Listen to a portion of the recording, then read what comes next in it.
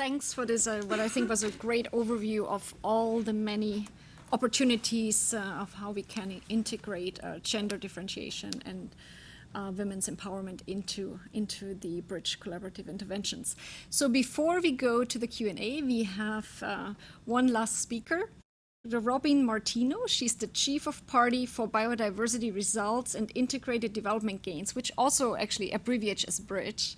So we have a Bridge friend from DAI, and she's going to talk about her Bridge project that is in some ways linked to our Bridge activities, and we continue to try to strengthen those linkages. Thank you very much.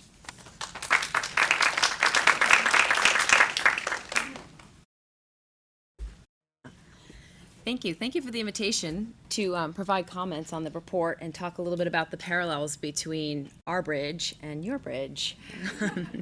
Our bridge is a contract that's managed by the USAID Economic Growth, Education, Environment Bureau, the Office for Forestry and Biodiversity, or FAB.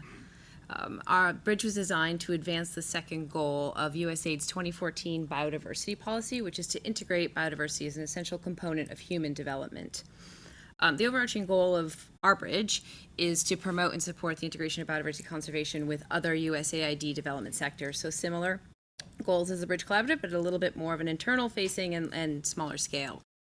So for the past 4 years, Bridge and FAB have been working across USAID to identify the entry points for integrated programming, and these exist within the USAID program cycle with the different tools and approaches that are used by other technical sectors, and generate and use evidence that connects multiple sector objectives and build cross-sector constituencies for integrated programming. So building the relationships across the sectors to actually look at where those connections and relationships can improve programming.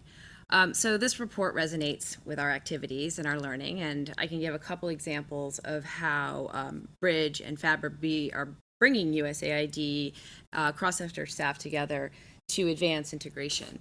On the evidence side, Bridge, FAB, the Bureau for Food Security, the Global Health Bureau, and the University of Vermont's Gund Institute have designed research that uses data from the Demographic and Health Survey program.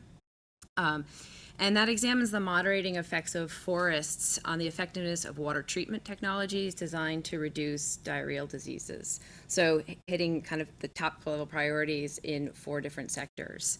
This collaboratively designed research was really directly relevant to the multiple sector priorities, and it helped create inroads with some of the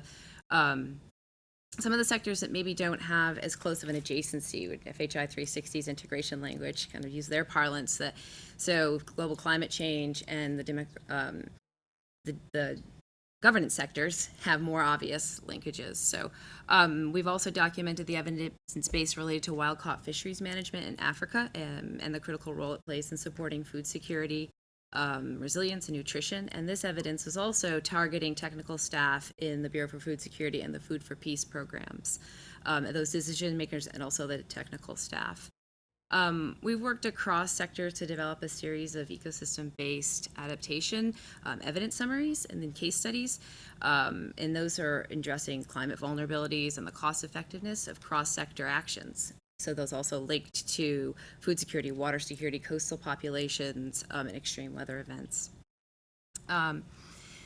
Similar to what Elizabeth was talking to, we've engaged with IUCN and a suite of other partners to develop a deeper understanding also of the links between women's economic empowerment through access to finance and the adoption of sustainable fisheries management practices. And I guess in our final year of Bridge, this is a little bit along lines of what Lydia was saying, we're examining ways to better capture the cross-sector benefits from biodiversity through USAID monitoring, evaluation, and learning programs or plans. And that's to help make a stronger case for integrated biodiversity programming and improve current integrated programming. So measuring and communicating those impacts of the cross-sector, as Lydia was explaining, programming and the co-benefits of biodiversity programming on other development sectors is important to strengthen that commitment within the agency and to promote biodiversity as a core development strategy. So institutionally, we've learned that there's really not one size fit all way to integrate with other sectors, that it takes a lot of different opportunities and a little different angles, and nor is integration always the best investment. But that doesn't mean that single sector activities can't also include other sector tools, evidence, and expertise. Thank you.